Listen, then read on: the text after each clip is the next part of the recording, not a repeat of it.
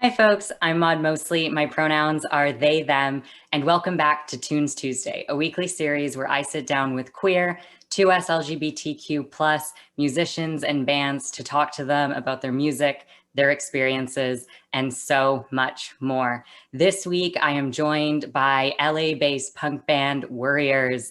Thank you so much for being here with me this week. Would you like to introduce yourself? Sure, yeah. My name's Lauren Denizio, and pronouns are they, them. And yeah, I play guitar and sing in the band, and it's kind of my songwriting project. So, Amazing. Well, as I said, I'm so glad to have you here. And firstly, I'd love to bring up a really interesting side project of yours that you were part of during the pandemic, which is the Gay Divorcees. I have really enjoyed checking out what this project has to offer, and I could probably personally go on about it forever, but I would much rather hear about it from you. So can you tell us about the project and what it was like to collaborate on it? sure. Well, it was really exciting for me because I hadn't collaborated with anyone in the group before, and was invited by the project organizer Ethan Philbrick, because he had heard our most recent record. And it was a group of mostly like artists and performance based folks, but not necessarily people who were like actively in bands or anything. Ethan's a musician. Many of them had music backgrounds, but like not necessarily in the same way that I do, or like not the same type as mine. And we were invited to collaborate on a performance based on all having gone through gay divorce. And it was a really exciting thing to work on during COVID. It actually started before the pandemic, and we had to shift a lot of things to be able to come up with something appropriate when we couldn't all be in the same place at the same time, or like actually have a physical performance. But we all collaborated on songs remotely and basically recorded an album together, and had a an online listening party and things. And I feel like I made really good friends, but also got to collaborate and hang out with a group of people that all got quote unquote gay married and quote unquote gay divorced, which is obviously like a really intense experience, but also really funny. So um, we we just had a really nice time, like having a really cathartic songwriting experience, while also yeah, just having a really nice time. Yeah, that sounds incredible. And I guess, when we still live in this very heteronormative world where there's still this big fixation on, gay marriage and how that's super exciting, there's not always a lot of support and conversations about, people who are getting, as you say, gay divorced. So, how did that have an impact on people who participated and people who, engaged with the project? I mean, I think it was really helpful for everyone. I mean, like I have other friends who are also quote unquote gay divorced, and we're like, wait a minute, I want to hang out with this group. Like, I need people to talk to, and um, yeah, like you said, there's not really a lot of support for it, because so much of the focus is on this excitement around being able to get married, which I personally don't always necessarily agree with, or just like uh, state sanctioned sponsorship of marriage is not necessarily something that I like jump up and down about.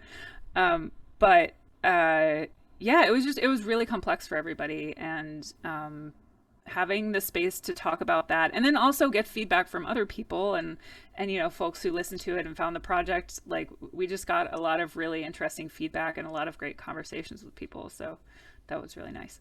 Yeah, definitely. And I know you used the word cathartic before, and it definitely sounds like that's one of the best words to describe it.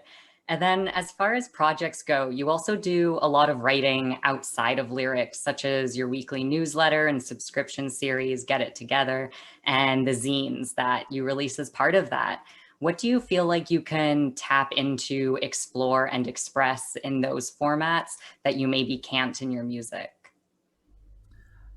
Well, I think my music ends up really being from a personal narrative perspective a lot of the time. Like not all of my songs are directly from my own point of view, but it's really a personal outlet. And with writing for the newsletter or in zines or like other things I've worked on, it just gives me the opportunity to talk about maybe like wider narratives or like larger conversations that are happening or like things that I think are funny. Like I feel like I I can be a little bit more irreverent or like put more humor into it than I necessarily do in songwriting. So yeah, I mean it's more, it can be more fun in certain ways, to play around with writing or have writing as that outlet where I don't have to think about whether or not things are especially poetic or flow well or like work with a rhythm or whatever, you know. Um, so yeah, it's been a really nice outlet to develop over the years, and I feel like it also gives me a more direct dialogue with the folks who do listen to my music or who know about my artwork, and um, just having that connection and involvement is really probably the most important thing to me, even with the music. So yeah, anything to kind of interact with people and connect with folks is really exciting for me.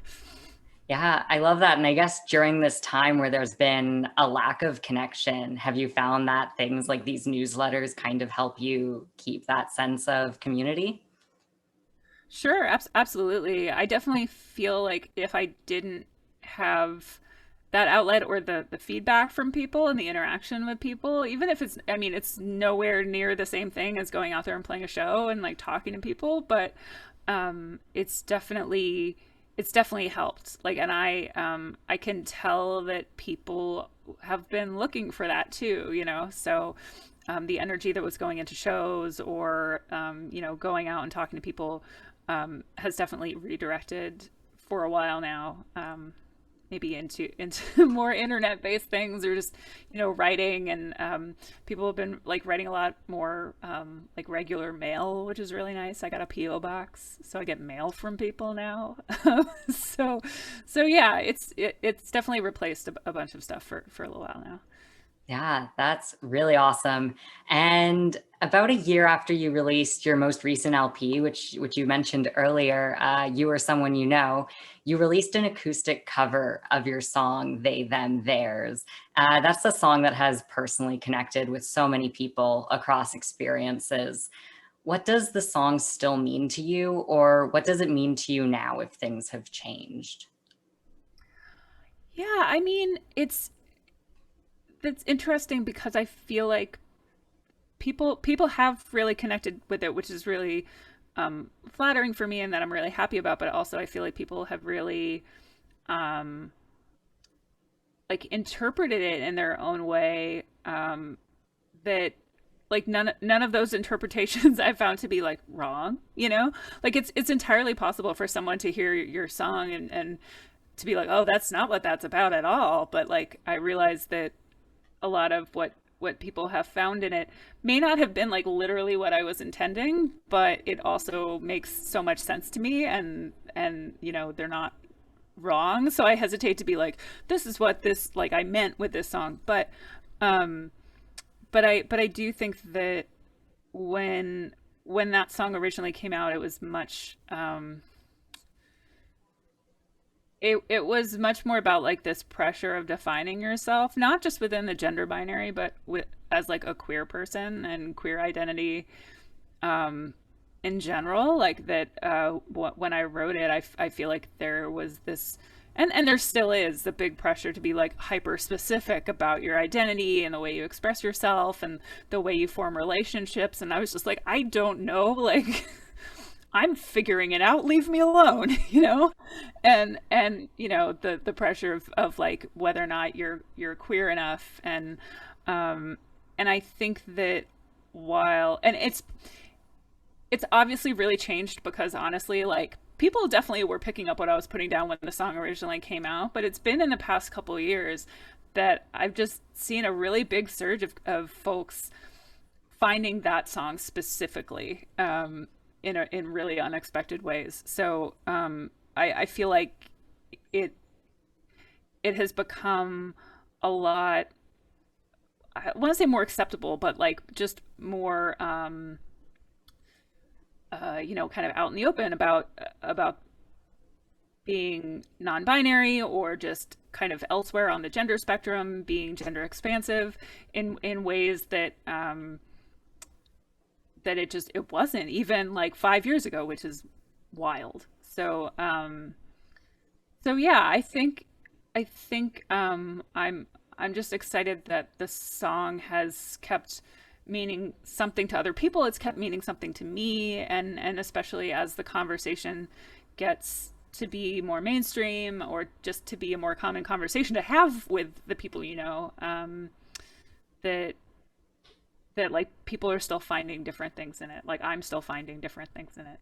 So yeah, we put out the like acoustic version, which is like, I almost feel kind of bad because it's like a somber, chill, like sad version of it. But I really like it, and we had a really fun time putting that together. And Ethan from Gay Divorcees plays cello on it, so it brought the year back together, I think. Yeah, I think it is an absolutely beautiful rendition. And I think it's really special to hear, the connection that you still have to it, and also how you mentioned how much other people are still finding in it. And I think, I don't know if you've noticed this personally, but I think what you speak of, with that not feeling queer enough, or feeling like you have to really limit yourself to specific labels that maybe don't quite fit you, but you want to find a space in the world, and you're being told that that's how you find a space in the world, is really a narrative that's, taking off right now as the conversation does come out more. It's coming out more, and all of a sudden then, the societal narrative of we still need you in boxes though, so find your box comes out. So I think that's such an important discussion and feeling to be putting out there right now, and kind of reminding people of that this is expansive, that you don't have to confine yourself if you don't want to, and that there's so many different experiences there. No, exactly. Yeah, I love that. Well, thank you so much for sitting down with me today to have these conversations. I really appreciated everything you had to share. If you would like to check out any of the things we mentioned today, the projects, the music, the album, you can find all those at the links below, as well as social media to follow along on the Worriers journey. So thank you for watching this week's Tunes Tuesday. See you next week, and Worriers will be playing us out.